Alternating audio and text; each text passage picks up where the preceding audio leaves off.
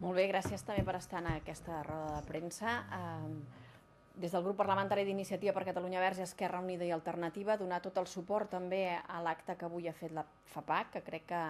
dignifica i honora la seva feina, el fet de que, malgrat que el govern decidís en el seu moment no admetre a tràmit i per tant donar instruccions perquè no s'admetés a tràmit la iniciativa legislativa popular, han continuat recollint les signatures. També no crec que els hi devien als pares i mares, als mestres i a les famílies i a la gent que ha signat aquesta iniciativa legislativa popular, i registrar-la en el Parlament perquè, encara que no tingui l'efecte jurídic volgut, que és iniciar el tràmit d'una llei, com a mínim s'hi rendeix comptes de que hi ha aquests milers de persones que han recolzat la iniciativa. Precisament perquè ha estat truncat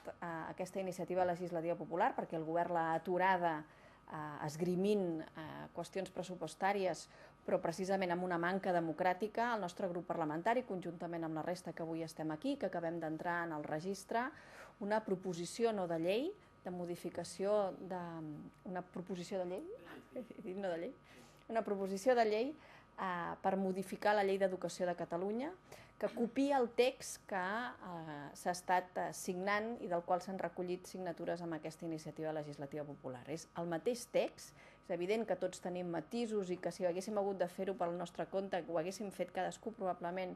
amb accents diferents, però hem volgut recollir íntegrament el mateix text de la FAPAC i entrar-lo conjuntament tots plegats per modificar la LEC en el sentit de garantir aquesta igualtat d'oportunitats que es tradueix també en aquesta igualtat horària en el cas de l'educació a Catalunya.